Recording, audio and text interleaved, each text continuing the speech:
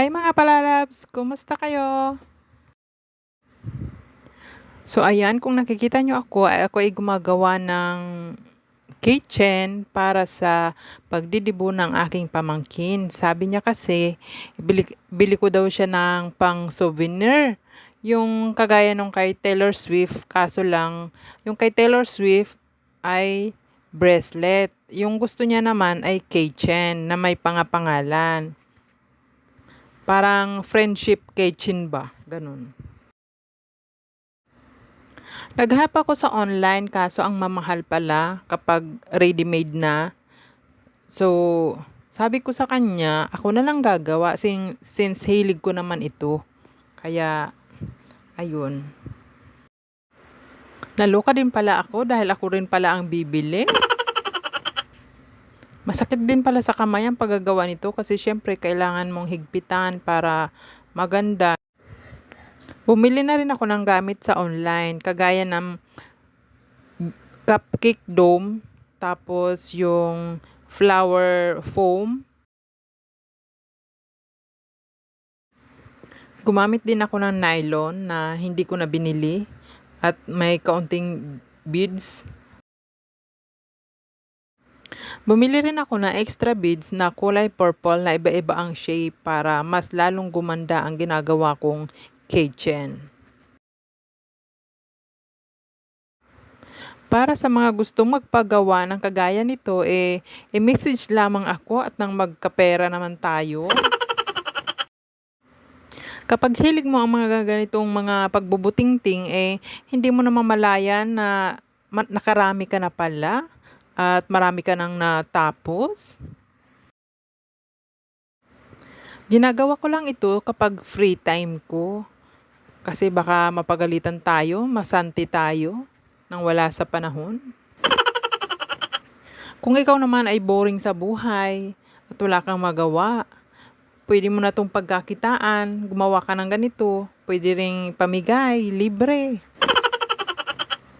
Marami ka pang mapapasayang kabataan. Ay, taga saan ka nga pala? Ikaw na nanonood ng aking video para ma-shoutout kita sa susunod kong vlogs.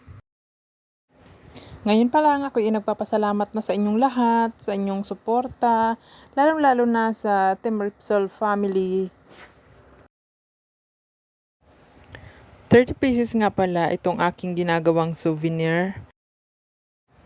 Sana ay magustuhan niya. At kung meron kayong suggestion na maaari natin gawin sa susunod nating vlogs, i-comment nyo na lang dyan at gagawa natin yan ng paraan. Nauubusan na ako ng sasabihin, parang nag-i-enjoy na ako dito sa pagbo-voice over. Basta, panoorin nyo na lang hanggang dulo kung paano ko siya ginawa.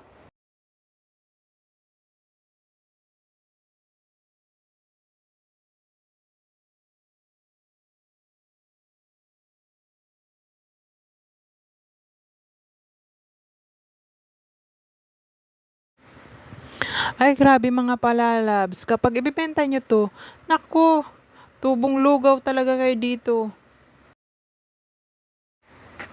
Sa estimate ko lang, pwede itong maibenta ng 15 pesos.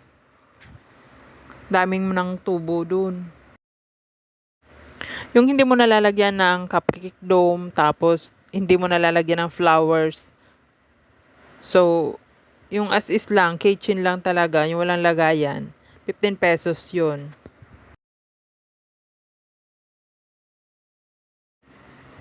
Tapusin nyo naman yung aking video kasi nandun sa dulo yung final product. Okay? Please!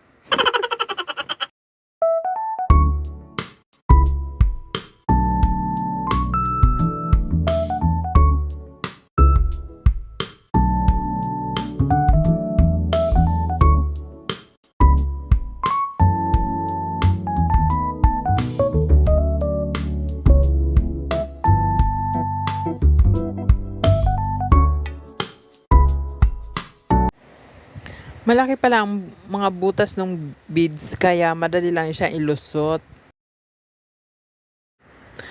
Yung mga ibang beads diyan, galing pa yan sa lumang gown na maraming beads, tinanggal ko lang.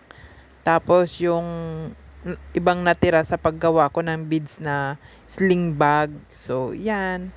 Nagamit din sa future.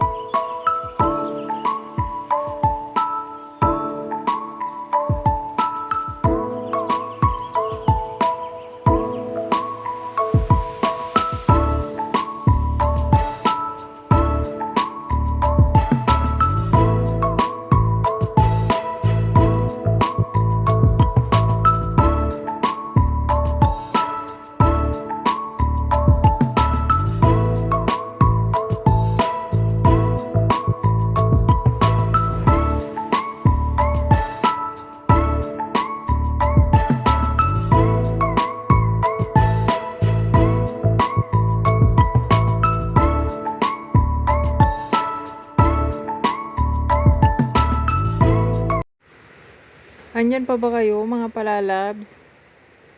Salamat sa pag-stay. Basta maganda tong ginagawa ko.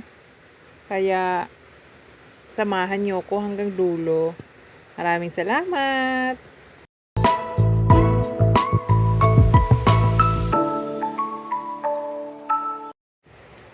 Malapit na matapos.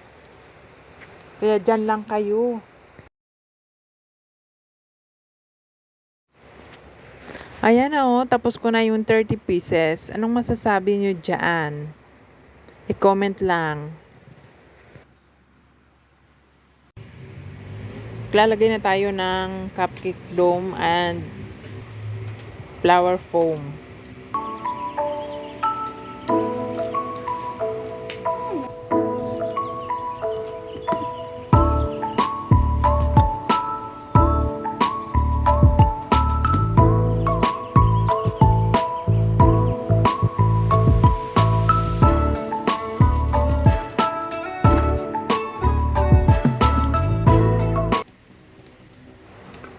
Ito na po yung final product. Lalagyan ko na yung flower foam sa cupcake dome and yung ginawa nating keychain.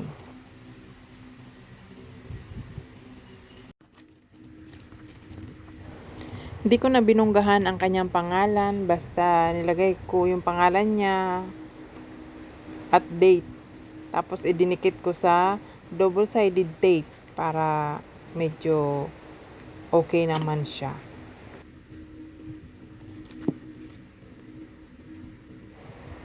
Pang low budget lang ang galawan mga palalabs.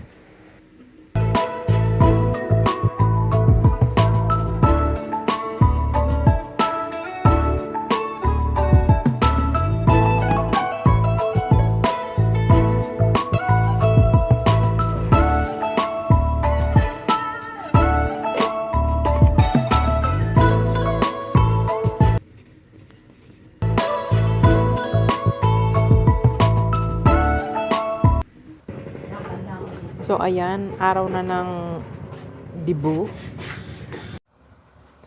Ako rin pala ang gumawa ng kanyang backdrop. Ayan, at nag-ihip ng balon na yan. At ako rin ang nag-provide ng kanyang gown dahil may parintahan kami sa probinsya. Overall, nag-enjoy naman ang lahat at nasatisfied naman siya sa aking mga serbisyo publiko. Char!